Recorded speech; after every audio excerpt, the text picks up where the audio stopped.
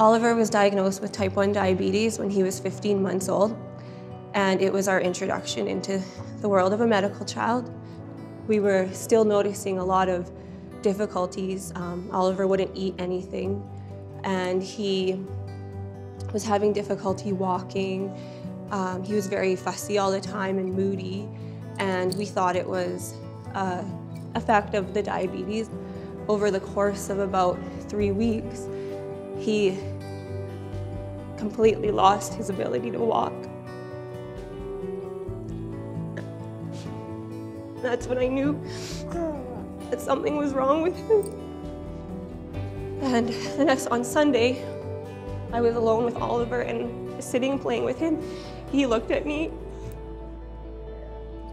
and the look in his eyes was like, "Mom, you have to help me." I knew. So the next morning, we packed him up to go to Stollery. I remember sitting in the waiting room when Oliver was having his MRI. We were about 2 hours in, and Jessica walked away because her phone rang. And she said, "I'm so sorry to have to be the one to tell you this. We found a tumor on his brain. He's been admitted into the ICU. The surgeons will be down to talk to you, and he'll undergo brain surgery tomorrow morning." That was probably the worst feeling of my life. Right away, Dr. Mehta came up to meet us, and he showed us about the procedure, what he was hoping to accomplish with his surgery. He went through all the risks. So we spent the night in ICU, and early the next morning, at 7 a.m., Oliver was wheeled out to get ready for his surgery. And I just remember laying on the bed and holding on to him and crying, and my mom said, you just have to let him go. I remember hugging Dr. Mehta and saying, "Please take care of my boy." And he said, "I'll do what I can." We went upstairs. It was a 6-hour surgery. It was about every 45 minutes to an hour I was texting Wendy, asking, "What's going on, what's going on?" She'd come up and help us out, see if we needed anything else. And she came up at the end and told us, "We got it all, everything's out, and he'll be up shortly, you'll be able to see him." The best feeling in the world was when he opened his eyes and looked at us and said, "Mommy, Mommy, Daddy, Daddy." And Trevor and I just sat there and just started crying. We were so happy. It was just amazing how quick he recovered. Within 4 days, he moved up to the unit. He was out of ICU. And I remember finally being able to leave the hospital and take a deep breath and know that it was going to be okay. And the next morning, Ivy was born. 12 days after major brain surgery, we took him home, and we were family again.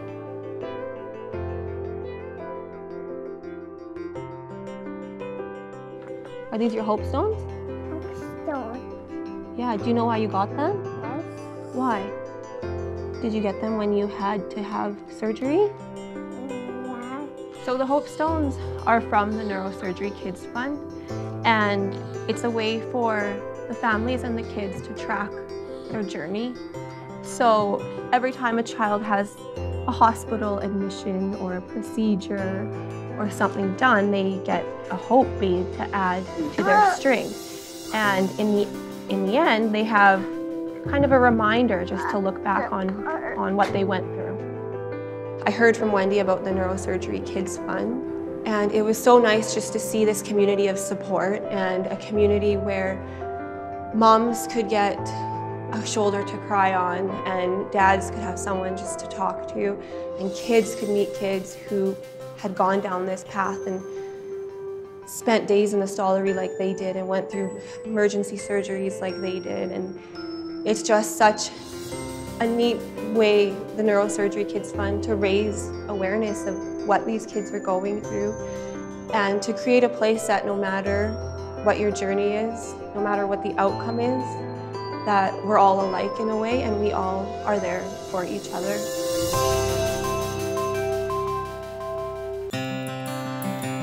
They represent the best example of how the hospital and the foundation work together to create value for the experience of not just children, but families.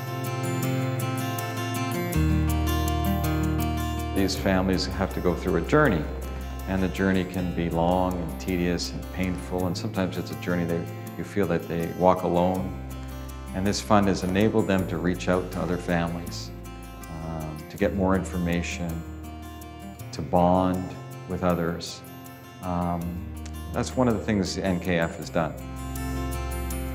The Neurosurgery Kids Fund gives opportunity to meet the individual needs of kids.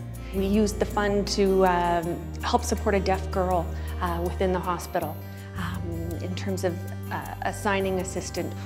I have a young man that participated with his family in an Oilers event. And those meaningful events and opportunities for families really help balance things out. The experiences, the negative experiences here with some of those positive experiences. Having a fund that deals with these kids that have done nothing wrong, they just be in the wrong place at the wrong time, or just bad luck, makes me feel that, you know, there's order in this chaos.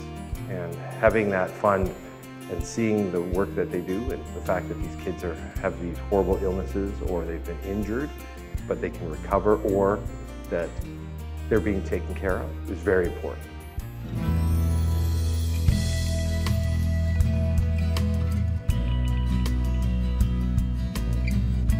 The Neurosurgery Kids Fund is an incredible organization that offers camaraderie and support to young children and their families enduring very difficult diagnoses and very difficult times. It is a number of professionals who are so truly impassioned about what it is that we do here at the Stollery, and that love and caring is palpable every time you interact with somebody from this organization.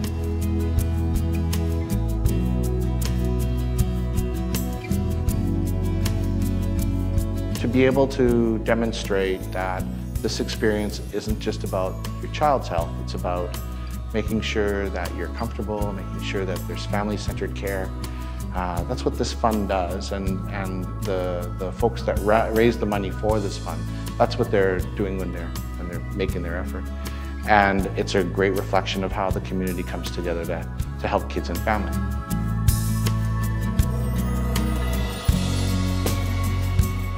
And I think we do a disservice if we don't remember these families, and some of them, the legacy, what they've taught us. And I think we have to find better ways to let them know that, especially after their children have passed on. Each one of them is different and unique, and they've taught us something. And I think that there always is that opportunity to show them how much that their child and their family has meant to us. People just want to help, and they can see the tangible output from the fund, and they can see it fairly quickly. There isn't a long waiting period to see what did the fund do. They can feel it, they can touch it, they can see it, they can breathe it, they can live it, and that's what NKF does.